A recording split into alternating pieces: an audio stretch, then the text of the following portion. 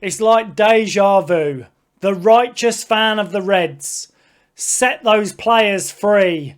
Come in and free those players that are being detained by their club. It's like last season all over again. The transfer saga continues. But finally, Arsenal have decided to place a bid of believed to be around £65 million. And shock horror, Newcastle have rejected that bid in order to detain Bruno at Newcastle United. While Bruno's hired a super agent, I'm hoping Newcastle have hired a super sporting director. We'll get this deal wrapped up and sorted out as quickly as possible so we can move on with the rest of the summer transfer window. If you're new around here, I'm Adam. This is Two for Joy. Get down there, like, hype, subscribe, do all the good things. Most of all, hit me up in the comments and let me know your opinion on this transfer saga that's materialised the same as last summer. Let's get into it.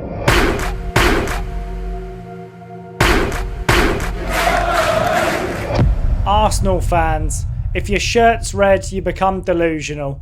These are the first three comments I read after watching the Sky Sports breaking news on Arsenal placing a bid for Bruno Guimaraes. Everything you're seeing now is Newcastle running PR cover. They reject bids, the new bid coming in, the talks ongoing. All noise, the deal is done. The second one, they're trying to destroy Bruno's career. Bruno will do like Isak and no players will ever want to play for Newcastle. And the third one, Newcastle destroy relationships with players by trying to force players to stay. The boy wants to leave. He's given the club a lot. He helped them win a trophy. And this is how they behave towards him. Realistically, I've never heard so much shit in all my life. Newcastle have asked for a fee. Arsenal have lowballed that fee. A super agent has been involved. A super agent has been involved for nearly 2 months now to negotiate this fee. And Arsenal have still come in with a lowball offer. The lowball offer is set to agitate. It's to try and make the player not come to training and force the move so that they can get a reasonable fee in their opinion. My opinion is that Newcastle sporting director Ross Wilson take notes, put a deadline on this transfer. Newcastle need to go into this in future reference, not with forcing players to stay, not with putting in huge release clauses. Put a deadline on it. All they need to do is go back to the agent that's come to them with a bid, or Arsenal that's come to them with a bid and said, you've got 7 days. This is the valuation to start talking. If you reach the valuation by the end of those 7 days, a deal is on. If you don't reach the valuation, we don't have enough time in the transfer window, so a deal is off. The ball's in your court. Realistically, Newcastle are not trying to detain a player that doesn't want to stay. And as fans, we don't want a player at our club who doesn't want to be here. And that's not me disrespecting Bruno.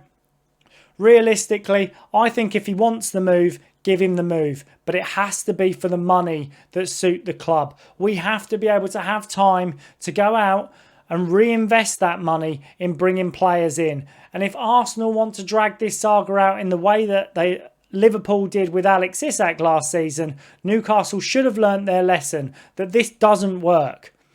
This forcing a player into a situation or a club into a situation where they need to accept a bid within the last 7 days of the transfer window definitely doesn't work for Newcastle. And the point of this, like I say, look at Sandro Tonali, look at Anthony Gordon.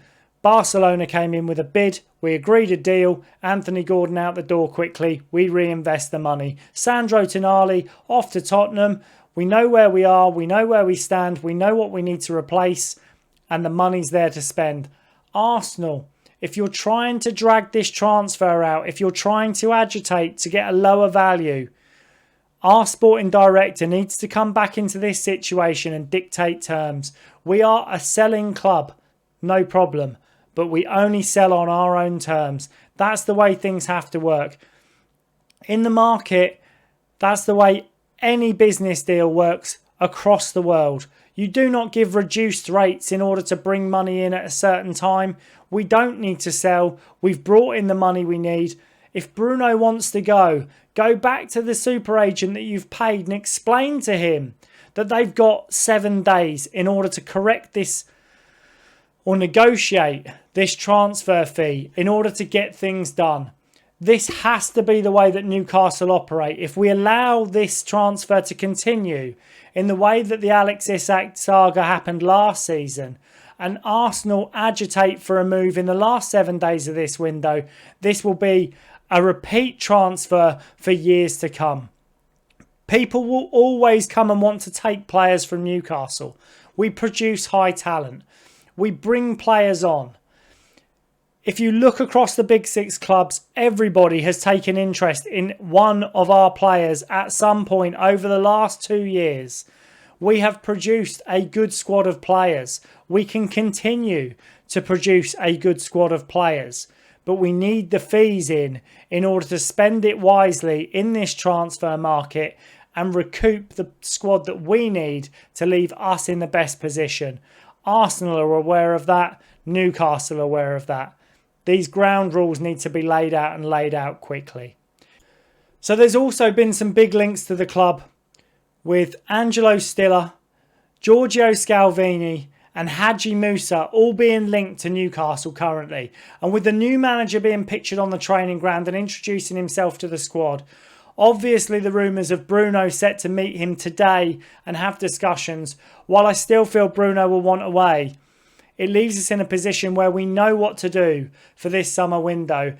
And I think the main thing is that now the manager's in, Ross Wilson's there, the communication channels can start so that he can suggest the players that he wants to bring into this squad and patch the gaps that we feel we need to patch.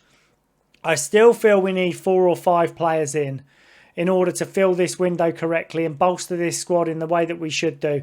And a couple of players out with the likes of Jacob Murphy and Joe Willock, Nick Pope. But the big news is Lucas Hornacek arriving in La Manga. Nick Voltemada going to pick him up from the airport. I think this is a lovely gesture from Nick Voltemada. And to me, what this suggests, apart from the fact that they have played against each other in the under-21 Euros and there's some sort of camaraderie there, it suggests to me that Nick Voltemada is trying to show his leadership towards this new manager and show that he wants to be a bigger part, be more involved and be a bigger presence in the dressing room when it comes to this squad. And I think this is a fantastic thing. I really want to see things work out for Nick. I'm hoping the German connection between the manager, Nick and Malik Chow can drive us forward, with them being the staple of this squad for years to come. But like I say, let me know in the comments what you think. Let me know if you think Hornacek's going to be a good signing, which I personally believe he is. If you want to see a deep dive, Antonio Mango's done a fantastic deep dive on Lucas Hornacek. I would say there's no way I can do a deep dive that's as good as that one, and it takes a lot of time, which I haven't got at the moment.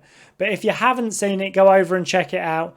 And otherwise, guys, like I say, let me know in the comments what you think on Bruno, on the links to players, on the new manager, and how we'll sit around this season in the squad. I'm positive. I'm excited. I think we need to get this Bruno deal, whether he stays or goes, wrapped up as quickly as possible and the fee through the door, and dictate terms to Arsenal as we're in the selling position. We hold all the cards here, whether they like it or not, in the same way that we did to Liverpool, and we'll get the fee that we want. And otherwise, like, hype, subscribe, do all the good things. Most of all, hit me up in the comments, and I will see you guys in the next one.